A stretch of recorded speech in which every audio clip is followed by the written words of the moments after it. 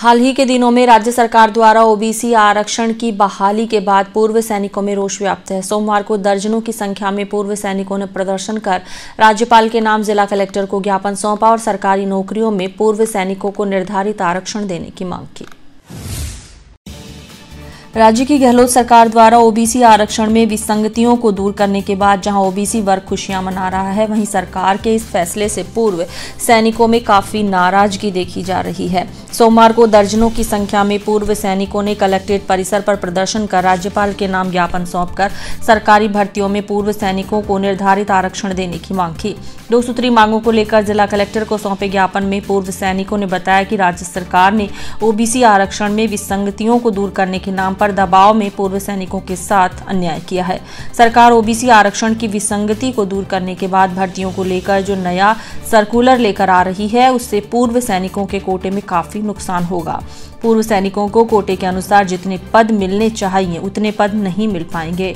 पूर्व सैनिकों के मुताबिक सेना भर्ती होने के समय किसी प्रकार का कोई आरक्षण नहीं होता, लेकिन सेवानिवृत्त होने के बाद राज्य सरकार जातियों में बांट रही है। पूर्व सैनिकों ने राज्य सरकार से भूतपूर्व सैनिकों को वर्गवार नहीं बांटने, भूतपूर्व सैनिकों को आरक्षित पदों पर केवल भूतपूर्व सैनिकों को ही भर्ती करने की मांग की है।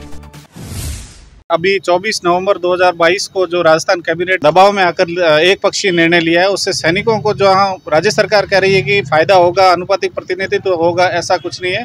और हमें पोस्टों का लॉस हो रहा है। जो 5% वाली कैटेगरी है, उसमें हमें अगर 100 पोस्ट होती है तो 100 पोस्ट में से 5 पोस्ट की जगह 2 पोस्ट मिलेगी नए प्रावधानों से।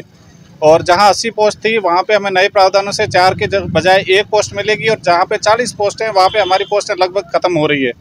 तो इस वजह से हम 2 मांगों को लेकर आज प्रदर्शन कर रहे हैं और माननीय राज्यपाल महोदय और मुख्यमंत्री जी के नाम ज्ञापन भी दे रहे हैं, जिसमें हमने मांगा है कि हमें जो पूर्व की भांति एक ही वर्ग मान करके और रिजर्वेशन दिया जाए और हमारी एक ही मेरिट बनाई जाए और एक्स सर्विसमैन के पदों की गणना टोटल पदों में से की जाए, ना कि कैटेगरी वाइज। हमारा मांग ये है कि 24 नवंबर 2022 को ये जो गवर्नमेंट ने आरक्षण दिया है या इसमें जो संशोधन किया है, उस संशोधन के अंदर भूतपूर्व सैनिकों के साथ में बहुत बड़ा अन्याय हुआ है।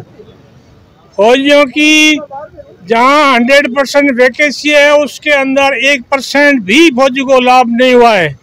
दूसरा, हम जब फौज में भर्ती होते हैं तो हमारा कोई आरक्षण नहीं है।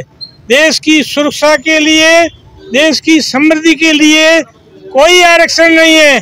और जब हम फौजी वापस आते हैं तो हमको आरक्षण में बांट दिया जाता है और उस बांटने की वजह से हमको बहुत ही ज़्यादा नुकसान हो रहा है।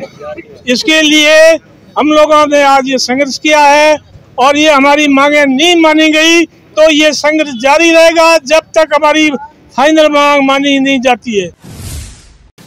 गौरतलब है कि ओबीसी आरक्षण में विसंगतियों को लेकर ओबीसी वर्ग ने आंदोलन कर राज्य सरकार से विसंगतियों को दूर करवाया है। ओबीसी वर्ग का तर्क था कि ओबीसी कोटे में पूर्व सैनिकों को भर्ती किया जा रहा है, जिससे ओबीसी वर्ग को उनका हक नहीं मिल पा रहा। लंबे समय तक ओबीसी वर्ग के आंदोलन के बाद राज्य सरकार ने आरक्षण की विसंगतियों को दूर किया है, लेकिन अब सरकार के इस फैसले को लेकर पूर्व सैनिक नाराज हैं। पूर्व सैनिकों ने सड़क पर उतरकर आंदोलन करने की चेतावनी दी है।